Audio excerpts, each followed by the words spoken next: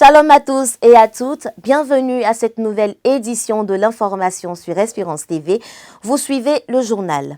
L'Église méthodiste unie Côte d'Ivoire a lancé le concours d'entrée à l'ISTA, l'Institut supérieur de théologie d'Abadjan-Doumé, édition 2024. La première étape de ce concours, qui consiste en l'épreuve écrite, a eu lieu ce lundi 6 mai 2024 avec la participation de plusieurs candidats. Raphaël Dompé nous en dit plus. Ils sont au nombre de 81, ces candidats au concours d'entrée à l'Institut supérieur de théologie d'Abadjan-Doumé, ISTA édition 2024. Un concours qui s'est ouvert le lundi 6 mai à l'Université méthodiste de Côte d'Ivoire. 10 parmi ces candidats seront retenus contre 14 l'année dernière. Dès le départ, nous avions eu 87. Mais il y a des personnes qui ont été éliminées par rapport à l'âge. La date limite est de 40 ans. Je suis appelé par Dieu, il faut aussi connaître. Alors pour connaître, il faut être formé. Pour être formé, il y a un test qu'il faut passer pour que tu sois formé. Alors pour que tu puisses exprimer, il faut qu'on puisse t'évaluer, te former, que tu sois mieux de faire le transfert des acquis. Ce sont les professeurs de philo qui proposent des sujets et ils viennent corriger. Ce qui est le Nouveau Testament, ce sont les pasteurs. L'entretien pastoral, ce sont les pasteurs. Le test psychotechnique, ce sont les psychologues qui viennent. Nous organisons, mais il y a des acteurs qui nous accompagnent dans ce concours. Ces candidats au Saint-Ministère composent pour les épreuves écrites dans différentes matières, notamment la philosophie, le français, l'histoire et la géographie, l'anglais, la connaissance de l'Église, l'Ancien et le Nouveau Testament. Les candidats à ce concours sont constitués essentiellement de prédicateurs laïcs et catéchistes des églises locales de l'Église méthodiste unie Côte d'Ivoire. Le sujet, il est abordable. Voilà, ça fait longtemps, mais il faut dire qu'on a, par la grâce de Dieu, compris certaines choses et nous avons essayé de faire du mieux. Notre volonté, c'est d'être parmi les 10 et répondre à l'appel. Nous attendons les épreuves. En fonction de ce qui nous sera donné, nous allons essayer de pouvoir composer, travailler selon ce que nous avons appris. Et avec la grâce de Dieu, nous croyons que le résultat sera favorable. Ce matin, la composition s'est très bien passée. C'était d'abord en philosophie que nous avons composé. J'ai trouvé les sujets vraiment très abordables. Le Dieu que nous servons est un Dieu de saison. Et ceux qu'il a mandatés pour passer en cette année 2024 passeront sans problème. Donc j'ai la ferme conviction que tout se passera bien pour ceux que Dieu a choisis pour cette année. Nous avons commencé depuis 8h et à 12h30 nous avons terminé. Donc je pense très bien que par la grâce de Dieu, dès le début, tout se passe très bien à l'instant T. Donc je dis merci toujours à Dieu pour tous les candidats actuellement qui sont en train de composer. Je pense très bien qu'avec l'aide de Dieu, j'y serai parmi les 10 candidats. C'est ma foi qui m'affirme cela. Nous avons trouvé l'épreuve abordable. Et nous croyons que par la grâce de Dieu, au sortir de ces différentes épreuves, nous serons parmi ces personnes-là qui seront choisies. Que le Seigneur bénisse tous les candidats et que par sa grâce, que nous fassions partie au dernier tour de ces 10 personnes à choisir pour être des étudiants pasteurs de cette année 2024. Passé cette phase écrite, les admissibles seront soumis aux dernières étapes comprenant la visite médicale et le test psychotechnique et clinique. Ce concours prendra fin le samedi 18 mai 2024 après la délibération et la proclamation des résultats définitifs par le jury. Vous le savez, la semaine dernière, l'Église méthodiste unie Côte d'Ivoire célébrait la famille à travers le département éducation familiale qui est à sa 30e année d'existence. Le culte officiel marquant cette journée a eu lieu au Temple Jérusalem des 220 logements d'Adjamé en présence du très révérend pasteur Michel Lobo qui représentait le premier responsable de l'Église, le bishop Benjamin Boni. On est bien à la maison.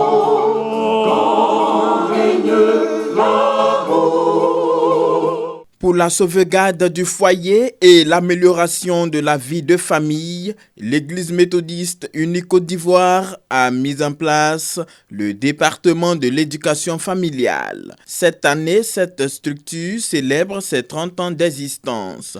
Le culte officiel de la journée de la famille s'est déroulé au temple Jérusalem des 220 logements d'Adjamé le dimanche 5 mai 2024. Culte présidé par le très révérend pasteur Michel Lobo, surintendant du district Abidjan-Nord, représentant pour la circonstance le bishop Benjamin Boni, président de la conférence annuelle de l'Église méthodiste unie Côte d'Ivoire. Autour du thème « Tu ne commettras point d'adultère », extrait de Deutéronome chapitre 22 versets 22 à 30 et Matthieu chapitre 5 versets 27 à 32, le très révérend pasteur Aman Lazare, directeur du département de l'éducation familiale de l'Église méthodiste unie Côte d'Ivoire, a entretenu son auditoire. Dieu a dit « Tu ne commettras point d'adultère » parce que l'adultère en tant que déviation met en mal la famille, met en mal la société, met en mal l'Église. Tout comme l'homosexualité bat son plein, l'adultère aussi bat son plein. Or, Dieu a défendu l'adultère parce que ce n'est pas une pratique bonne, ce n'est pas une pratique qui honore Dieu et qui honore donc les familles. Le jeune couple qui arrive doit se faire suivre par des anciens qui sont expérimentés et ensemble nous remporterons la victoire. Plusieurs questions ont été abordées, notamment le remariage, le divorce et la vie matrimoniale. Devant la menace de l'adultère, de l'homosexualité qui mine la société, le département de l'éducation familiale au niveau national invite les fidèles et les familles à aider l'Église méthodiste à travailler pour le bonheur des foyers. Il faut qu'un enfant se sente bien avec son père et sa mère. Il faut qu'une femme se sente bien à la maison. Lorsque l'adultère s'introduit, c'est la désolation, c'est des trahisons, c'est des mensonges. Cette journée de la famille, justement, c'est cet appel-là à écarter, à complètement mettre de côté l'adultère pour que la famille soit en joie. Le Seigneur nous interpelle pour que chacun de nous puisse prendre conscience afin de revoir son comportement vis-à-vis de l'infidélité, vis-à-vis de l'adultère, afin que nous puissions revenir sur les bases que le Seigneur nous a enseignées dans les Écritures. Le très révérend pasteur Michel Lobo a invité le peuple de Dieu à faire corps avec l'enseignement reçu au cours du culte pour le bien-être de la famille, socle de la société. Si ce thème est venu à ce moment donné et qu'il a été traité, c'est que Dieu a des cibles à atteindre.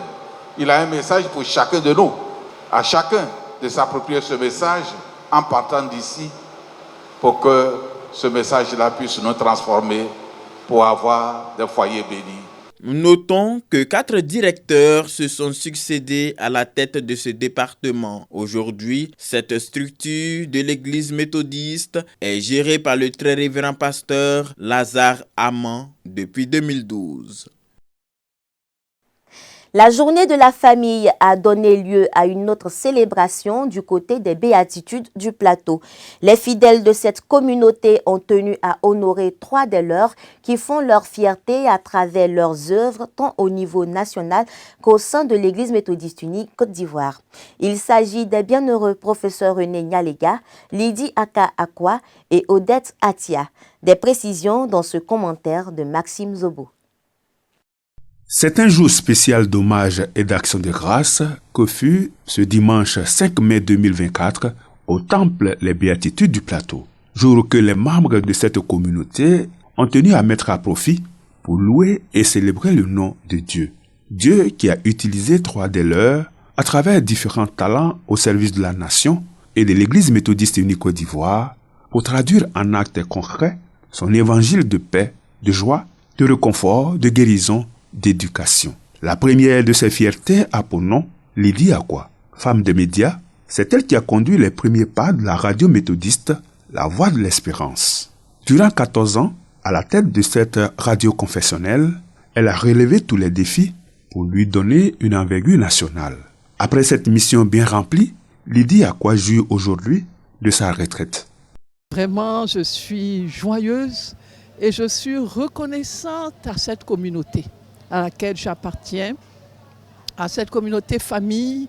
Je suis reconnaissante aux pasteurs, au conseil de paroisse et à tous ceux qui ont contribué à faire de ce jour-là un jour vraiment de joie pour moi, un jour d'action de grâce. Si je n'avais pas servi mon Dieu dans ce ministère puissant des médias, je n'aurais pas eu la chance d'être célébré aujourd'hui. Donc c'est avec tous les jeunes, tous ceux qui ont travaillé avec moi, mes collègues des autres médias, la direction générale de la communication, c'est avec vous tous que je célèbre ce moment aujourd'hui.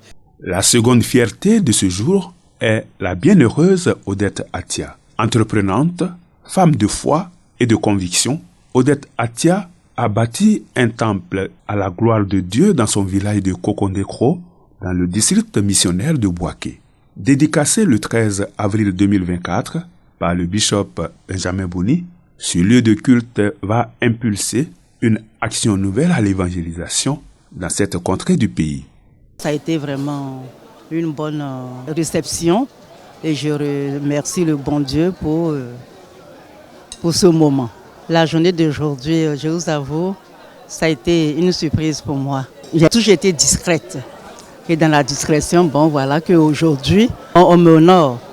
La troisième fierté à être célébrée à cette journée d'action de grâce se nomme René Nyalega Makagnon. Écrivain poète et prédicateur laïque de l'Église, René Nyalega est professeur des universités. Cet homme des lettres est l'actuel président de l'Université méthodiste de Côte d'Ivoire, UMESI. Primé à Dubaï comme meilleur manager des universités privées de Côte d'Ivoire, il a reçu, à la faveur de la 19e conférence annuelle de l'Église méthodiste unie Côte d'Ivoire, le prix du plus grand bailleur des institutions méthodistes.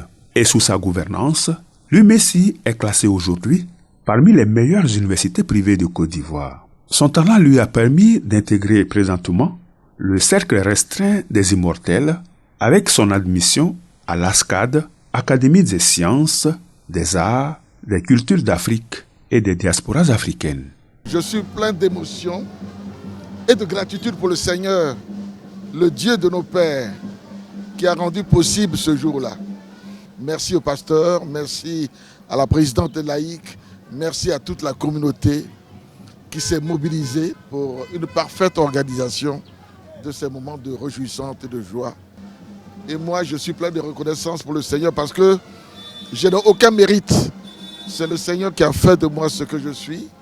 Je ne peux que rendre gloire au Seigneur et dire Soli Deo Gloria. Pour le berger du temple Les Béatitudes du Plateau, l'intérêt de cette initiative réside dans leur volonté d'honorer ces personnalités de leur vivant. Le Dieu que nous servons est le Dieu de l'action de grâce. C'est lui qui a dit que nos œuvres nous suivent jusque dans l'éternité. Il est donc important pour nous, leaders, formateurs, mais surtout bergers d'une communauté, à un moment donné, de réaliser que le Seigneur a utilisé nos brebis pour des tâches, soit communautaires, soit des tâches au niveau national. C'est en cela que nous avons jugé bon, pour ce jour, d'honorer 3 des nôtres, où nous les avons célébrés, parce que notre Dieu est le Dieu de l'action de grâce. Cet hommage et d'action de grâce a eu lieu à la faveur de la journée de la famille, journée spéciale dans le calendrier liturgique méthodiste. Les fils et filles du district de Grand Laou, dont toutes leurs composantes étaient en concertation. Objectif, mettre en place des stratégies pour les préparatifs de la 23e conférence annuelle de l'Église méthodiste unie Côte d'Ivoire que ce district accueillera en 2028. Daniel Krabi. Qui veut aller loin ménage sa monture. C'est fort de cet adage que les responsables pasteurs et laïcs du district de Grand Laou ont sonné le ralliement de toutes leurs composantes pour la construction du grand temple de Grand Laou, lieu qui abritera les assises de la conférence annuelle de l'Église méthodiste unique Côte d'Ivoire en 2028. Ce rassemblement des fils et filles de Laou au temple Les Béatitudes d'Abidjan Plateau intervient dans le cadre des préparatifs de la 23e conférence annuelle ordinaire de l'Église méthodiste unique Côte d'Ivoire. Le surintendant, le très révérend pasteur Jean-Marc Atangba, est monté au créneau pour encourager ses parents à se mettre ensemble afin de travailler pour l'essor du district de Grand Laou dont il a la charge. Ce, à travers le thème « Vous êtes le sel de la terre et la lumière du monde ». Pour cette première rencontre, nous avons voulu renforcer la foi de nos membres en leur montrant que le Seigneur les a choisis et qu'ils ont une mission à accomplir. Mission qui sûrement nous accompagnera à l'orée de 2028 pour une conférence réussie. Tous, nous devons être au rendez-vous de 2028. Au cours de cette rencontre, un plan d'action stratégique a été mis en place. Un culte d'offrande est prévu le 16 novembre prochain afin d'aider à la couverture du grand temple de Laou. À ce propos, le président de la diaspora lance un appel. L'objectif, c'est de sensibiliser. Sensibiliser le peuple de Dieu du district. Parce qu'un peuple sensibilisé, on peut avoir tout ce qu'on veut. Seulement pour couvrir le temple en 2024, il faut que nous réunissons 75 millions. C'est pourquoi à l'église nous avons parlé de 150 familles et chaque famille donnera 500 000. Nous connaissons notre peuple. Ils mettent du temps à réagir. Mais lorsqu'ils vont commencer à réagir, tout ira pour le mieux. La réalisation de cet édifice se présente comme un défi pour les peuples d'Ida, Agni et Avikam. Les Avikam, les Laouins, ils sont un peu latents quand même. Mais quand ils sont prêts, quand ils veulent, ils vont jusqu'au bout. Cette conférence-là, nous allons la tenir avec l'aide du Seigneur et ça va vraiment bien se passer. La conférence de 2028, c'est notre affaire. Il faut que chacun prenne la chose à bras le corps. Je crois effectivement au projet de la construction du grand temple parce que la conférence nous a fait l'honneur de nous permettre d'abriter en 2028 les assises de la conférence de l'Église méthodiste unique Côte d'Ivoire. C'est un honneur et donc nous devons, pour honorer cet honneur-là, bâtir un grand temple à la dimension de Grand Laou. Personnellement, je crois au projet, puisque je crois en Dieu, c'est une œuvre divine. Nous allons travailler ensemble, nous allons avancer. Et Dieu, qui pourvoit à tous nos besoins, va nous aider pour arriver à bon port. Des moments de prière ont été observés pour confier ces projets au Dieu Tout-Puissant jusqu'à la tenue effective de la conférence de l'Église méthodiste unique Côte d'Ivoire en 2028 dans le district de Grand Laou. Rendons-nous à présent à Bondoukou où les membres de l'Union des femmes méthodistes unies Côte d'Ivoire du district d'Abangourou se sont réunis pour leur 3e convention. Une rencontre riche en diverses activités, comme le témoigne ce reportage d'Emmanuel Abali.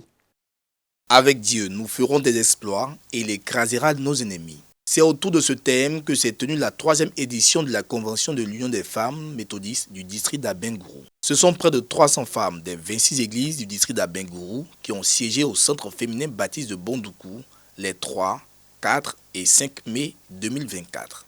Des enseignements, des nuits d'intercession, une causerie débat, l'audition des rapports des 5 circuits et des moments récréatifs ont embelli ce programme. Le culte de clôture de cette 3e convention de l'UFEMUSI du district d'Abengourou s'est fait sous le regard bienveillant du surintendant du district d'Abengourou, le révérend pasteur Samuel Dirabou. Il n'a pas manqué d'encourager l'élan pris par l'UFEMUSI local. Alors les femmes sont capables de faire des exploits, mais tout ça, ça participe à la vie de l'église. Voilà, donc on se bat, on se frotte, hein, on s'aime, on partage. Et j'ai vu ce partage-là, j'ai vu la joie. La stratégie dissimulée de Jaël et le leadership de Déborah, contenu dans Juges chapitre 4, les versets 17 à 21, a été exposé brillamment par l'oratrice principale de la convention, la révérende Solange Dirabou, par ailleurs aumônière de l'UFEMUSI. Une prédication qui a émerveillé le peuple de Dieu rassemblé au temple Espérance de Bandoukou. Nous avons vu comment il faut prier stratégiquement sur la base de la connaissance des portes et des veilles. Nous avons aussi exploité comment posséder notre héritage, l'héritage à tous les niveaux, que ce soit le niveau spirituel, moral, matériel, financier. Les femmes, elles sont assez difficiles, et quand elles comprennent, c'est un maillot que Dieu utilise pour son œuvre. Au titre des récompenses des différents concours tenus la veille, le prix spécial a été attribué au circuit de Bandoukou, qui s'est fait remarquer par sa mobilisation financière et par ses ressources humaines. Cette troisième convention restera pour nombreuses de ces femmes un cadre idéal de communion fraternelle et de renforcement des acquis spirituels. Ce qui m'a marqué particulièrement, c'est ma victoire. Ma victoire, on a raflé tous les prix et vraiment nous sommes dans la joie. Nous disons merci infiniment au Seigneur qui nous a aidés à atteindre cet objectif. Je suis vraiment heureuse pour tout ce qui s'est passé, mais particulièrement la veillée m'a fait beaucoup de bien. La veillée nous a parlé des portes et des différentes veilles. Et là, c'est encore une âme pour nous de pouvoir prier puissamment le Seigneur et aussi de jouer les plans de l'ennemi. À l'heure du bilan, Madame Aïman Bénédicte, présidente de l'UFEMUSI du district d'Abengourou, se dit satisfaite. Que toutes les femmes puissent prendre part à cette activité-là. Permettre aux femmes vraiment de venir non seulement apprendre, former, mais qu'elles puissent aussi à leur tour impacter les autres femmes. Et que même à partir du district d'Abengourou, nous puissions être ce modèle-là de l'expression de l'évangile, mais de l'épanouissement de la femme. Notons que la 4e édition de la Convention de l'Union des femmes du district d'Abengourou se tiendra dans le circuit d'Abengourou 2, précisément au temple Jubilé. Retour à Abidjan pour parler cette fois de la visite d'amitié du président de la République sénégalaise Bassirou Diomaye Faye en Côte d'Ivoire. Selon son agenda officiel, Bassirou Diomaye Faye s'est entretenu avec son homologue Alassane Ouattara, président de la République de Côte d'Ivoire, dans le but de consolider les liens d'amitié, de fraternité et de coopération existants entre le Sénégal et la Côte d'Ivoire. Annoncé depuis quelques jours, le nouvel homme fort du Sénégal a foulé le sol ivoirien ce mardi 7 mai 2024. Les images. 10h55, l'avion présidentiel sénégalais côtoie le tarmac de l'aéroport international Félix Houphouët-Boigny d'Abidjan. Juste 5 minutes, le temps de stationner pour voir descendre Bassirou Diomaye Diakhar Faye. Le président de la République du Sénégal est accueilli à sa descente d'avion par le vice-président de la République Tiemokomé Ilie-Koné pour sa première visite officielle en Côte d'Ivoire depuis sa prise de fonction le 2 avril dernier. Après la Mauritanie, la Gambie et la Guinée-Bissau, la Côte d'Ivoire est le 4e pays de la sous-région que visite Bassirou Diomaye Faye. Une étape importante pour son début de mandat, son pays et la Côte d'Ivoire entretiennent des liens diplomatiques depuis le 18 mars 1978. À Abidjan comme à Dakar, résident respectivement une forte communauté de ressortissants de chaque pays. La Côte d'Ivoire accueille environ 300 000 Sénégalais sur son sol. En outre, les deux nations sont les deux poids lourds de la zone UEMOA, Union économique et monétaire ouest-africaine. Les sujets d'intérêt commun et ceux se rapportant à la situation économique, politique et sécuritaire dans la sous-région ne vont donc pas manquer lors de l'entretien bilatéral qu'auront les présidents Alassane Ouattara et Bassirou Diomaye Faye. Dès son arrivée à Abidjan, le nouveau chef d'État sénégalais s'est prêté à un bain de foule. Des centaines de Sénégalais présents à l'aéroport Félix Houphouët-Boigny sont venus lui dire Akwaba dans la pure ambiance sénégalaise.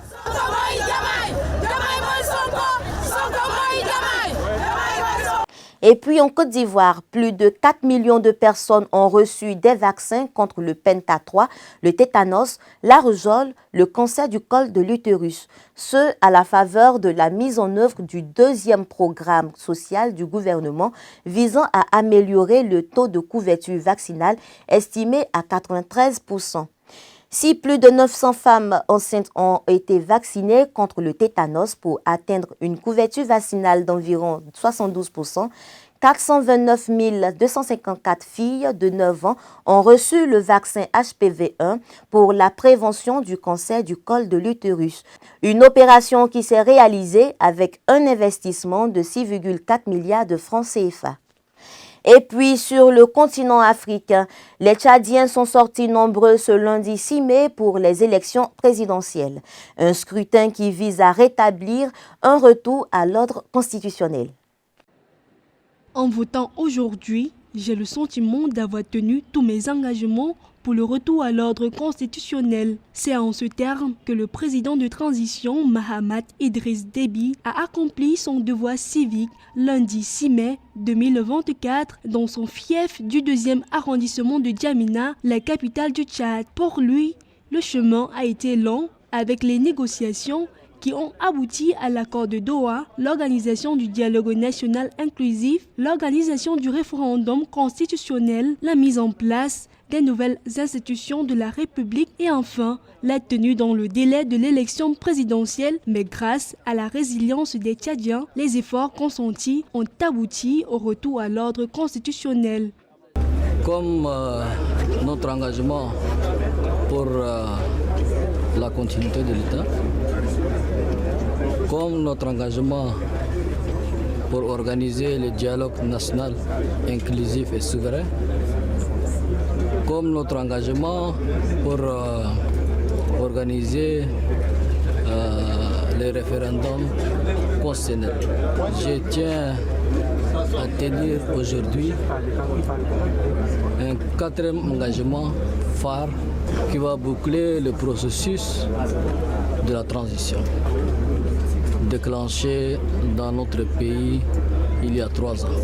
Le président de transition, Mahamat Idriss Déby, a félicité les Tchadiens pour leur patience et pour leur résilience face aux multiples défis rencontrés pendant la période de transition qui a duré 3 ans. Il estime que le moment est venu pour les Tchadiens de choisir librement et en toute souveraineté un président de la République pour les 5 prochaines années. Il revient maintenant au peuple tchadien de voter massivement pour choisir leur président.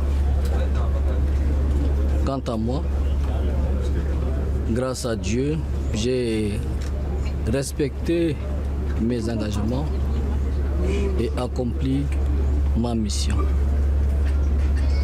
Le destin de notre pays est maintenant entre les mains de Dieu et du peuple du Tchad souverain.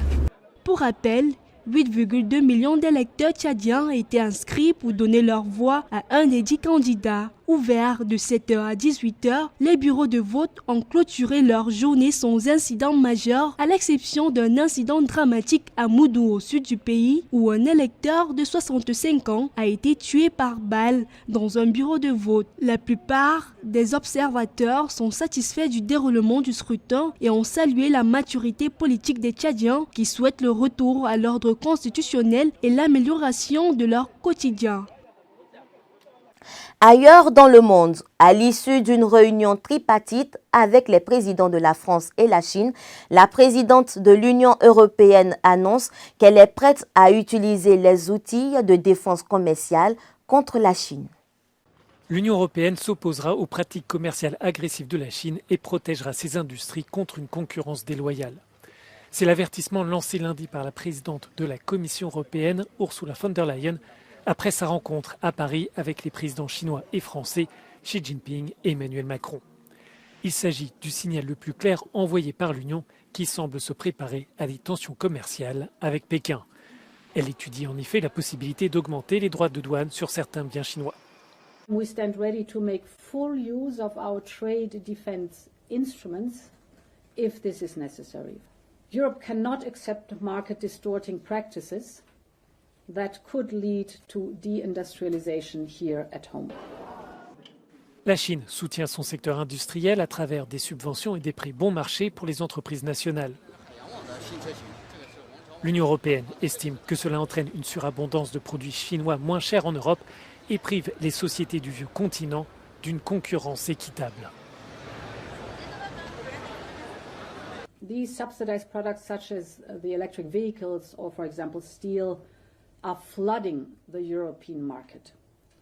At the same time, China continues to massively support its manufacturing sector, and this combined with a domestic demand that is not increasing, the world cannot absorb China's surplus production. En réponse, la Commission a déjà lancé des enquêtes anti-dumping sur les véhicules électriques, les panneaux solaires et les éoliennes venues de Chine. Des secteurs considérés comme stratégiques et dans lesquels l'Union perd son avantage concurrentiel. Bonne nouvelle pour l'athlétisme ivoirien. L'équipe de relais 4x100 mètres féminin de Côte d'Ivoire est qualifiée pour les Jeux olympiques de Paris 2024. Elle a décroché sa qualification au stade Thomas Robinson de Nassau, aux Bahamas, ce lundi 6 mai 2024. Marie-Josée Talou et ses coéquipières ont passé la ligne de l'ultime épreuve juste derrière l'Italie. Nous terminons avec ce communiqué émanant de la conférence. Le bishop Benjamin Boni, président de la conférence annuelle de l'Église méthodiste unie Côte d'Ivoire, annonce dans l'espérance de la résurrection le rappel à Dieu du révérend pasteur Brune Donko Kwasi Isaac, aumônier national de la Direction générale de la communication de l'Église méthodiste unie Côte d'Ivoire, directeur de la presse écrite francophone au sein de l'Agence de la communication de l'Église méthodiste unie mondiale, pasteur en charge des églises méthodistes unies Cité de Paix d'Anani et Bethel du quartier Éléphant, circuit de Port-Boué, district d'Abidjan Sud. Le bishop Benjamin Boni, au nom du bureau de la conférence, présente ses condoléances appuyées à son épouse et à sa famille biologique, à tout le corps pastoral, à la Direction générale de la communication, à la communauté d'Azureti, au district Abidjan Sud, et à la communauté quartier Éléphant, à la communauté d'Anani, à l'UMCOM, ainsi qu'à tous ceux qui l'ont connu et aimé, tous affectés par cette disparition. Que le Seigneur console tous les cœurs. Le programme des obsèques sera communiqué ultérieurement. L'Éternel a donné, l'Éternel a ôté, que le nom de l'Éternel soit béni. Amen. Et c'est sur cette note triste que s'achève ce journal. Merci de nous avoir suivis. Le programme continue sur Espérance TV.